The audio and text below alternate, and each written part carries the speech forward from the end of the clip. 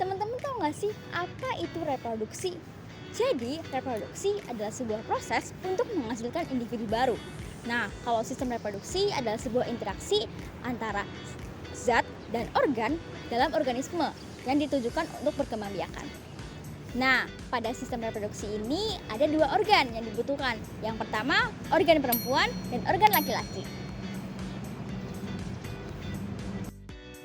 Organ reproduksi pria. Organ reproduksi pada pria berfungsi menghasilkan gamet jantan, yaitu spermatozoa atau sperma. Organ reproduksi pria itu dibedakan menjadi dua, organ reproduksi dalam dan luar. Organ reproduksi dalam itu terdiri dari testis. Testis adalah tempat pembentukan sperma dan hormon testosteron. Terletak di skrotum. Yang kedua itu saluran pengeluaran. Saluran pengeluaran itu terdiri dari vas efferens, epididymus, vas deferens, saluran ejaculatorius. Yang ketiga itu kelenjar aksesori. Kelenjar aksesori itu terdiri dari vasikula seminalis, kelenjar prostat, kelenjar Koper. Organ reproduksi luar, penis. Penis adalah alat kopulasi dan saluran urin. Terdiri dari jaringan erektil yang banyak mengandung pembuluh darah dan ujung saraf. Yang kedua itu skrotum. Skrotum adalah kantong kulit yang menampung testis dan menjaga suhu optimal untuk memproduksi sperma. Sistem reproduksi pada wanita tersusun atas rangkaian alat reproduksi yang menjadi tempat pembentukan ovum, fertilisasi, kehamilan, dan juga persalinan.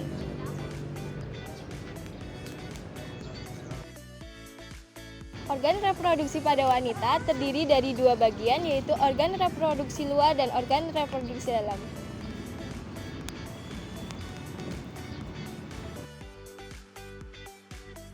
Organ reproduksi wanita bagian luar terdiri atas vulva, labium, dan orificulum uretra. Yang pertama, vulva. Vulva merupakan celah bagian paling luar organ reproduksi wanita yang membentang dari mons pubis sampai ke perineum. Yang kedua, labium. Labium merupakan bibir yang membatasi vulva. Labium ada dua, yaitu labium mayora dan labium minora. Yang ketiga, orificulum uretra, terletak tepat di bawah klitoris.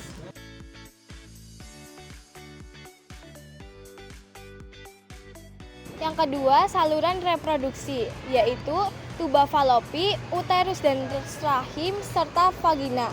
Yang pertama, tuba falopi. Tuba falopi merupakan saluran yang menghubungkan antara ovarium dengan rahim, berfungsi sebagai tempat berkembangnya sel telur sebelum dibuahi. Yang kedua, uterus dan rahim. Uterus sebagai tempat berkembangnya janin. Rahim terdiri dari dua, yaitu serviks dan korpus. Yang ketiga, vagina. Vagina berfungsi sebagai tempat pengeluarannya darah menstruasi dan sebagai tempat pengeluarannya sperma. Proses pembentukan sel kelamin atau gametogenesis dibagi menjadi dua. 1. Spermatogenesis terjadi di testis pria dan menghasilkan sel sperma. 2. Oogenesis terjadi di ovarium wanita dan menghasilkan sel telur. Keduanya dimulai dari sel induk yang membelah secara khusus menjadi sel kelamin yang hanya punya setengah jumlah kromosom. Fertilisasi adalah proses ketika sel sperma bertemu dan menyatu ke dalam sel telur tuba falopi wanita. Ini awal mula terbentuknya janin. Yang kedua ada gestasi, yaitu masa kehamilan, waktu perkembangan janin yang berlangsung sekitar 9 bulan. Selama waktu ini, janin tumbuh dan berkembang hingga siap lahir. Yang ketiga ada persalinan, yaitu proses melahirkan bayi yang dimulai dengan kontraksi rahim dan diakhiri dengan keluarnya bayi melalui rahim dan keluar melalui vagina.